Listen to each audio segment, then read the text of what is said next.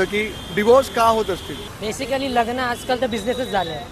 काही काही जेवढे वर्ष राहायचे तेवढे वर्ष राहतात, नंतर मग डिवोर्स घेऊन पैसे घेऊन निघून जातात. बेसिकली बिझनेसच झाले आता आजकाल. जे काही रुमर्स फिरत असतात त्याच्यामुळे मुलींचं नाव आय गेस बदनाम केलं असं असतात काही लोक पैशांसाठी करणारे. बट तुम्ही डिफरन्शिएट करा ना, ते सगळेच मुली असे असतात तसं नाही आहे. आणि जे ॲलिमनीचं तुम्ही जर बोलताय, ॲलिमनी फक्त मुलींना मिळते. असे खूप केसेस असे आहेत की मुली सक्सेसफुल आहे त्यांच्या नवऱ्यापेक्षा, त्यांचा डिवोर्स झाल्यानंतर मुली त्याला प्रोव्हाइड करतात. सध्या ह्युमॅनिटी सोडून पैशाला जास्त किंमत झाली, मटेरियलिस्टिक वाढले. आणि जसे जसे तुम्ही मटेरियलिस्टिक होत आहेत, तुमची स्टँडर्ड ऑफ लिव्हिंग वाढते, तुमची एक्सपेक्टेशन्स वाढते, मग एक्सपेक्टेशन वाढले की तुमची डिसअपॉइंटमेंट पण वाढतात.